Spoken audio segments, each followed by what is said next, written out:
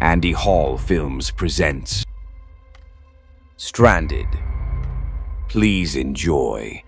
This is a documentary produced and directed by Andy Hall. Everyone at Andy Hall Entertainment Services hopes you enjoy this documentary. You wouldn't steal a car. You wouldn't steal a handbag. You wouldn't steal a movie. Piracy is a crime. A lot of effort, time, and money has gone into this documentary. Only suitable for viewers aged 15 and over.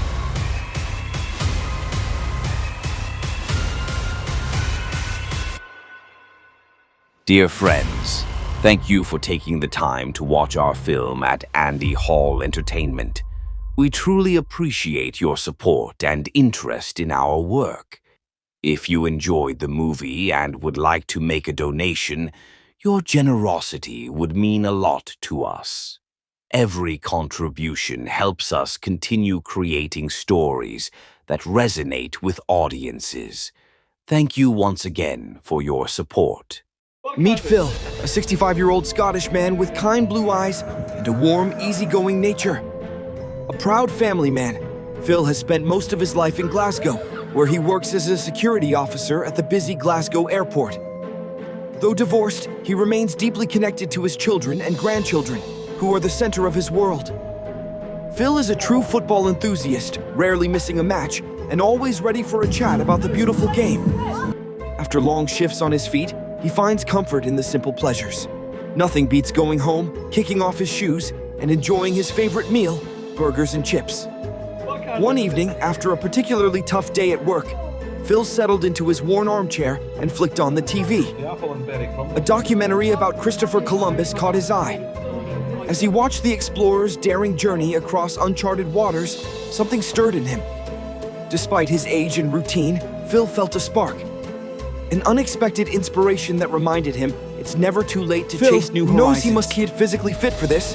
He starts training ASAP. After a month of training, he begins his journey.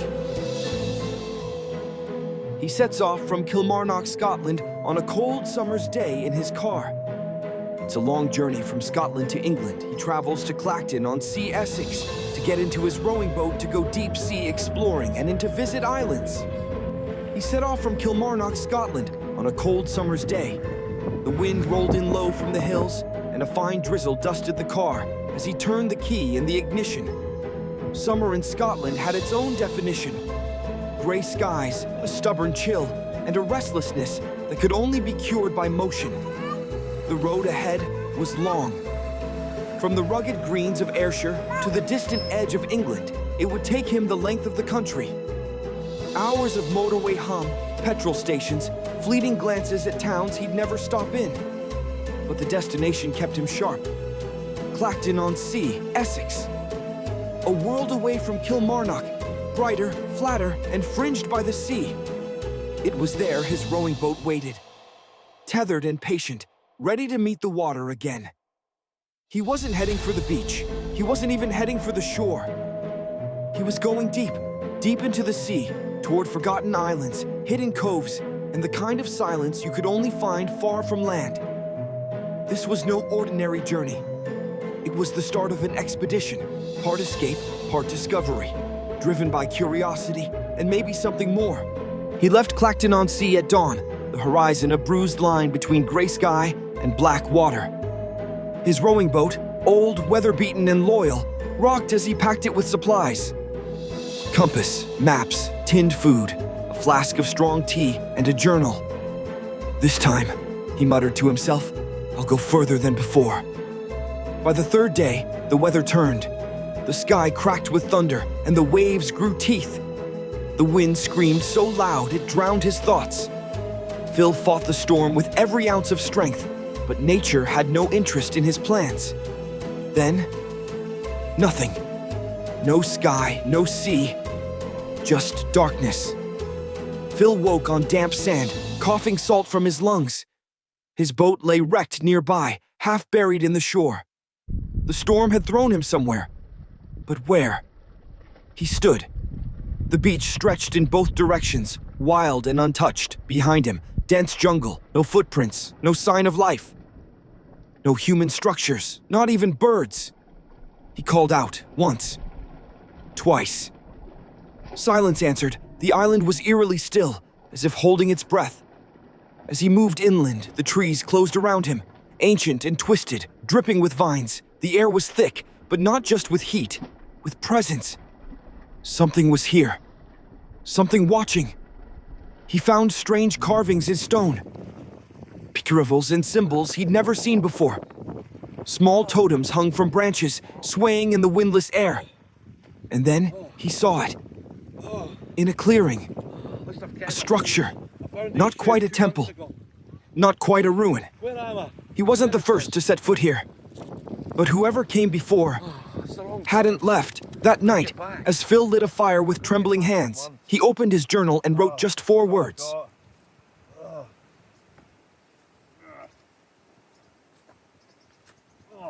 This has been my bed in my living area. I've been lying here for months. Phil has now been here a very long time. He has to drink his own urine.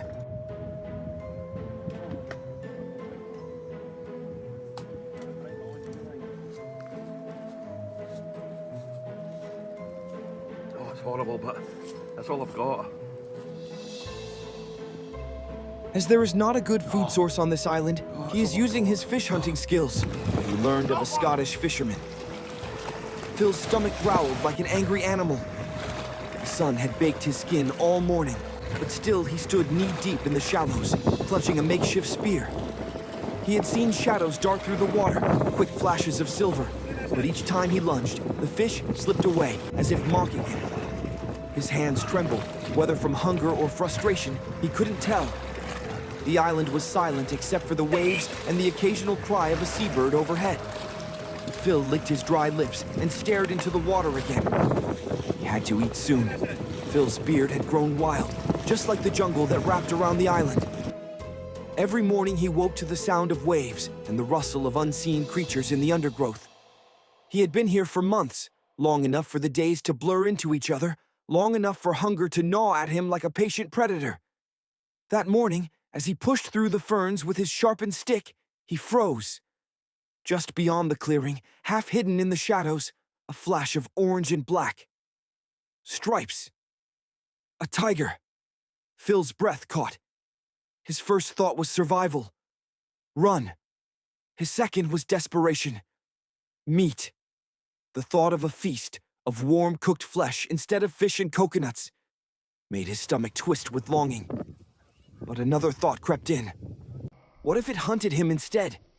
He was alone, no backup, no gun, only a crude spear and his wits.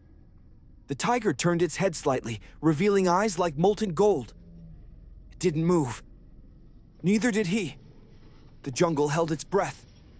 Phil's mind raced. Hunt the tiger, and he might eat like a king.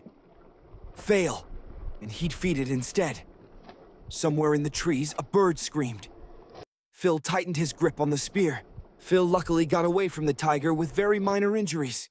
He's a very lucky man. It's a very cold evening. Phil needs to have a fire going promptly.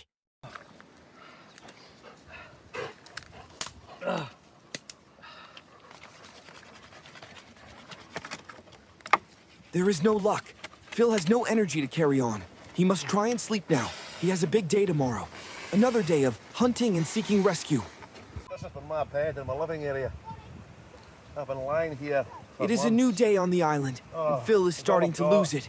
He's slowly giving up. What? What's that bag on the floor? Is it washed up? Phil laughed, a raw, cracked sound he hadn't heard from himself in months. The bag smelled faintly of salt and metal, but it smelled like hope. For the first time in weeks, he wouldn't have to fight the sea or the jungle for his next meal. For the first time in months, he felt almost lucky. He slung the bag over his shoulder and walked back toward his shelter, smiling at the thought of a full belly. Oh, there's a sweetie in here. The island hadn't beaten him yet.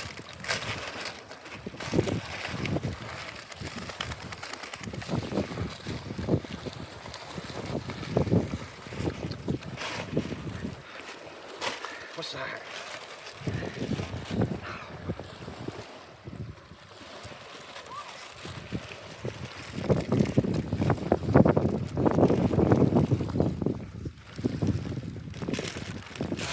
Phil had stopped counting the days.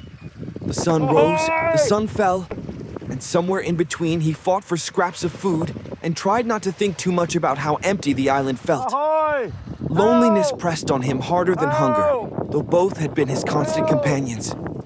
That afternoon, he sat on the beach, weak from another failed attempt at spearfishing. The horizon shimmered with heat, just another endless stretch of ocean. He was about to turn away when something caught his eye. A shape, small at first, Ahoy! moving. Phil's heart slammed against his ribs. A boat. He stumbled to his feet, the sand burning under him, and waved his arms wildly. "Hey, over here!" His voice cracked, but he kept shouting, each cry tearing at his dry throat.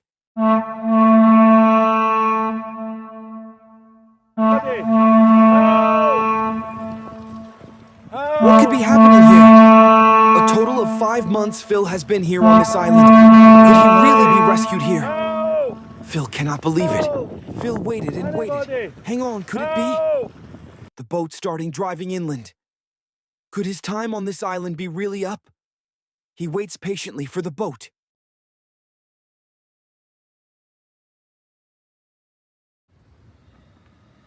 Oh, I've been found. I'm so happy.